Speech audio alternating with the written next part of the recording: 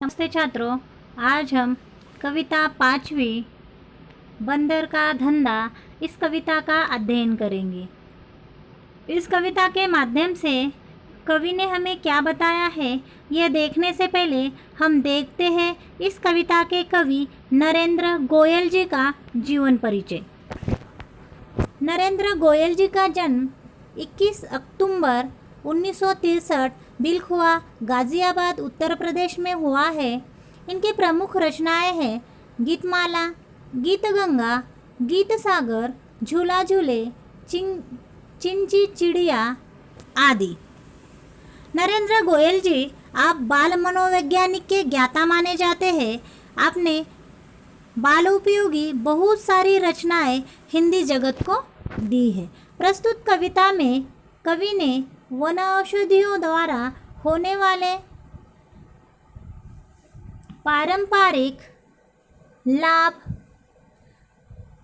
One औषधियों से होने वाले उपचार, इनके ऊपर हास्य के माध्यम से प्रकाश डालने का प्रयास किया है। किस तरह से वन्य प्राणी जड़ी बूटियों से होने वाले लाभों के बारे में हमें बताने का प्रयास करते हैं। तो आइए बच्चों, देखते हैं हम कविता। हाथ लगा बंदर के एक दिन टूटा फूटा आला, झट बंदर ने पेड़ के नीचे कुर्सी मेज ला डाला। भालू आकर बोला मुझको खांसी और जुकाम, बंदर बोला तुलसी पत्ते पीपल की जड़ थाम। पानी में तुम इन्हें उबालो सुबह शाम को लेना, खांसी जब छूमंतर होए फीस तभी तुम देना। तो बच्चों, इन पंक्तियों के माध्यम से कवि हमें ये कहना चाहते हैं कि जंगल में रहने वाले एक बंदर को एक दिन कहीं से डॉक्टर का एक टूटा फूटा स्टेथोस्कोप मिला। वह कहीं से एक कुर्सी और मेज लाता है और पेड़ के नीचे रखकर उसने अपना दवाखाना खोला है। सबसे पहले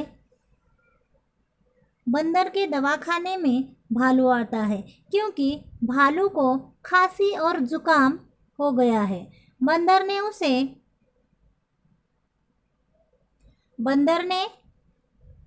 उसे तुलसी के पत्ते और पीपल की जड़ दी है, और ये पीपल की जड़ और तुलसी के पत्तों को पानी में उबालकर सुबह शाम पीने से खांसी और जुकाम बिल्कुल ठीक हो जाता है।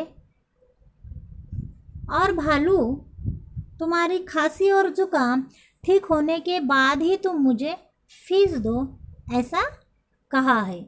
अगली पंक्तियों में हम देखते हैं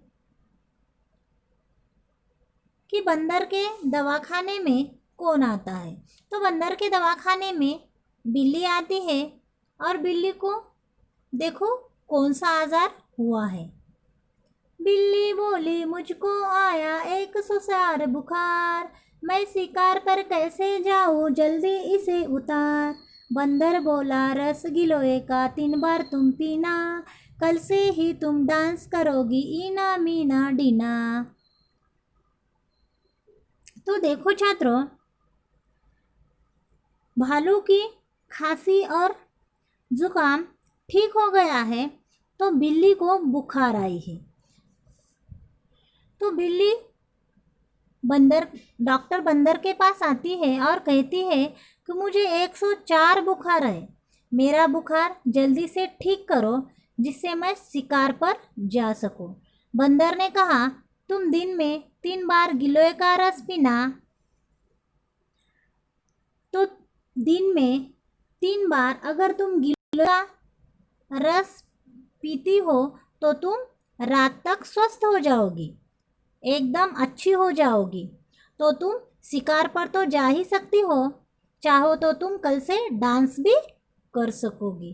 तो इस तरह से बंदर ने बिल्ली के ऊपर उपचार किया और बिल्ली को गिलोय का रस पीने के लिए कहा। गिलोय एक प्रकार की जड़ी बूटी है, जड़ी यानी वन औषधि। जिसका रस पीने से बुखार कम हो जाता है। अगली पंक्तियों में देखते हैं कि क्या कहा है। बिल्ली के बाद लोमड़ी बंदर के दवाखाने में आती है और क्या कहती है, देखो। तभी लोमड़ी आकर बोली, चिकना सुंदर मुझे बनाओ, मैं ही दिखूं सबसे सुंदर, ऐसी बूटी लाओ। बंदर बोला, घी कुंवर तुम दोनों समय लगाओ, चमकेगा कुंदन सा चेहरा, फीस मुझे दे जाओ। देखो, लोमड़ी का कहना ये है कि लोमड़ी को सबसे सुंदर दिखना है और उसके लिए क्या करना है, यह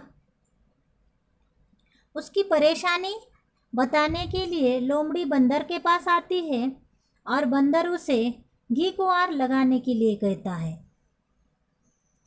कि ऐसी दवा मुझे दे दो कि जिसे मेरी त्वचा सुंदर और चिकनी हो जाए और मैं सबसे सुंदर दिखूं। ऐसा लोमड़ी बंदर से कहती है। तो बंदर लोमड़ी को घी कुंवर दोनों समय, दोनों मतलब सुबह और शाम के समय लगाने के लिए कहता है। घी कुंवर लगाने के बाद तुम्हारा जो चेहरा है वो एकदम चमकेगा, कुंदन सा मतलब सोने जैसा चमकेगा और अच्छा हो जाएगा और सबसे सुंदर तुम दिखोगी। ऐसा बंदर लोमड़ी को कहता है।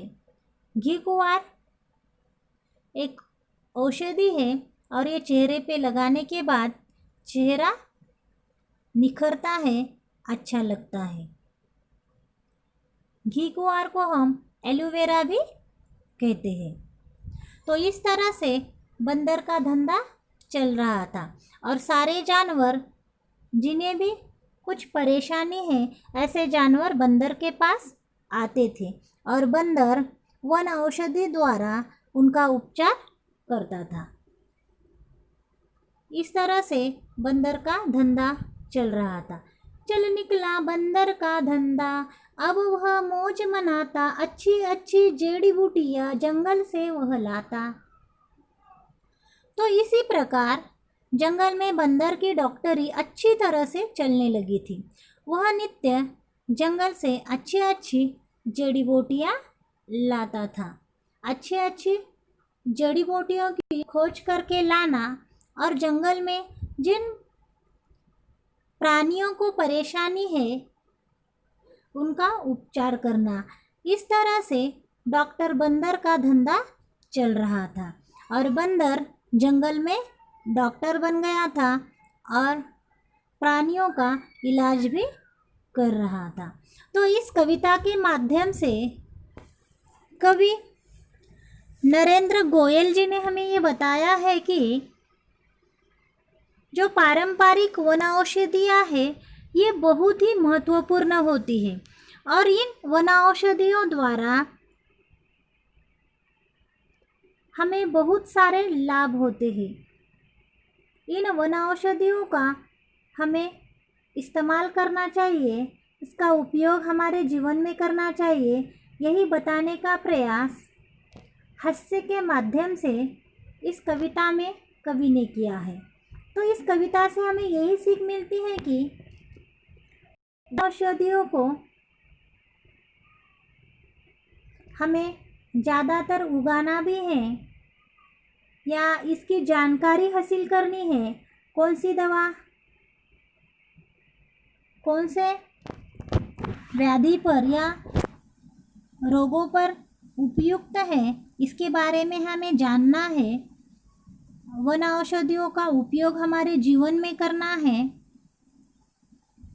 यही बताने का प्रयास इस कविता के माध्यम से कवि करते हैं और यही सीख हमें इस कविता के माध्यम से मिलती है।